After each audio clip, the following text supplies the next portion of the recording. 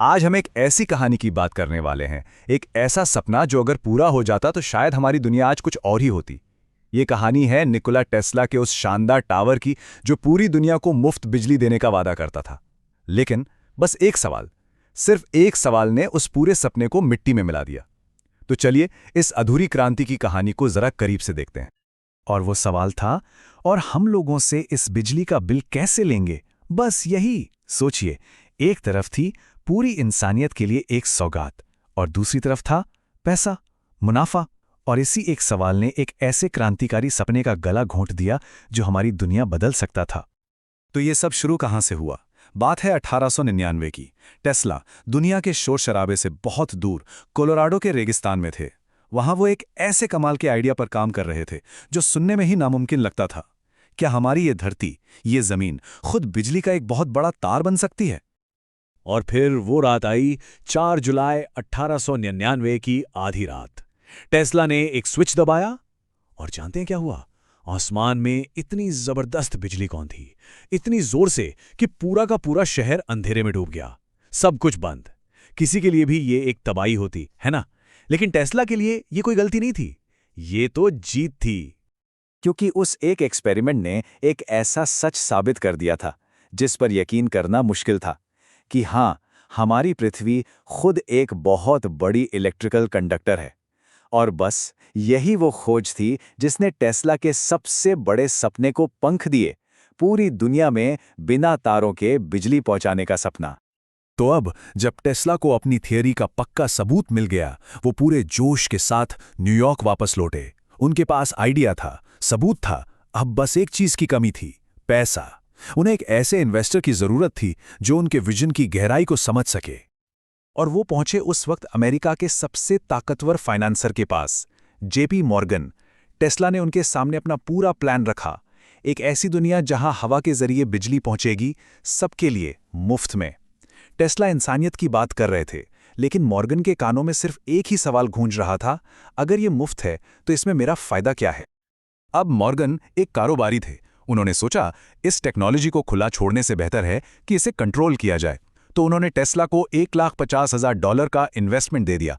और बस यहीं से एक ऐसा सौदा हुआ जिसने एक सपने को उड़ने के लिए पंख तो दिए, पर शायद अनजाने में ही उसकी कब्र भी खोद दी। तो साल था 1901। जगह थी लॉन्ग आइलैंड। यहां पर उस ऐतिहासिक वार्डनक्लिफ टावर का काम शुरू हुआ। ये सिर्फ एक बिल्डिंग नहीं बन रही थी, नहीं, ये एक नए भविष्य की, एक नई दुनिया की नींव रखी जा रही थी। सोचिए, 187 फीट ऊंचा एक टावर, जिसके ऊपर तांबे का एक बहुत बड़ा गुंबद था, पर असली कमाल तो जमीन के नीचे था। 120 फीट गहरा एक सिस्टम, जिसे इस तरह डिजाइन किया गया था कि वो पूरी धरती की नेचुरल फ्रीक्वेंसी, मतलब कि धरती की धड़कन के साथ तालमेल बिठा सके। कमाल है ना? टेस्ला का आइडिया सुनने में जितना आसान था, उतना ही क्रांतिकारी भी था। देखिए, 3 स्टेप्स थे। पहला, धरती के अंदर एक खास तरह की एनर्जी भेजकर उसे एक बड़े कंडक्टर की तरह वाइब्रेट कराना। दूसरा, इन वाइब्रेशंस यानी इन तरंगों को पूरी दुनिया में फैलाना। और तीसरा, और सबसे जरूरी, हमारे वायुमंडल की ऊपरी परत आयनास्फीयर का इस्तेमाल करके दुनिया में कहीं भी, किसी भी जगह उस बिजली को पकड़ लेना। बिल्कुल पूरी दुनिया के लिए एक जायंट वायरलेस चार्जर की तरह। 1902 आते आते टावर का 80% काम पूरा हो चुका था। और फिर हुए शुरुआती टेस्ट। टेस्ला ने सिस्टम को ऑन किया और पूरे लॉन्ग आइलैंड में लोगों ने जमीन के नीचे एक हल्की सी गूंज, एक वाइब्रेशन महसूस की। इसका मतलब साफ था, ये काम कर रहा था, उनका सपना हकीकत बन रहा था। पर जैसे जैसे मंजिल करीब आ रही थी, एक बहुत बड़ी दीवार सामने आकर खड़ी हो गई। और यह दीवार साइंस की नहीं थी, ये थी 2 अलग अलग सोच की, 2 अलग दुनियाओं की। एक तरफ टेस्ला का आदर्शवाद था और दूसरी तरफ मॉर्गन का बिजनेस। और यही वो मोड़ था जब मॉर्गन ने वो सवाल पूछा, हम इसका बिल कैसे लेंगे? टेस्ला का जवाब सीधा और साफ था, ये तो हवा की तरह सबके लिए मुफ्त होनी चाहिए। और बस यही वो शब्द थे जिन्होंने एक तरफ तो इस सपने को इतिहास में अमर कर दिया और दूसरी तरफ हमेशा के लिए खत्म भी कर दिया। बस यहीं पर 2 अलग अलग दुनियाएं आमने सामने टकरा गईं। एक तरफ था पूरी इंसानियत के लिए मुफ्त एनर्जी का सपना, और दूसरी तरफ थी मुनाफे और कंट्रोल की दुनिया। और ये साफ हो गया था कि ये दोनों चीजें एक साथ नहीं चल सकती। टेस्ला के उस एक जवाब का असर फौरन हुआ। जेपी मॉर्गन ने एक झटके में सारी की सारी फंडिंग रोक दी। बस वार्डनक्लिफ टावर का भविष्य उसी पल अंधेरे में डूब गया। मॉर्गन के पीछे हटते ही जैसे सब कुछ बिखरने लगा। जो सपना इतनी मेहनत से खड़ा किया गया था, वो अब ताश के पत्तों के महल की तरह ढहने लगा था। और बात सिर्फ मॉर्गन के पैसे की नहीं थी। अब तो प्रेस भी उनके पीछे पड़ गई, उन्हें पागल वैज्ञानिक कहने लगी। जो बड़ी बड़ी तेल और तांबे की कंपनियां थी, वो डर गईं।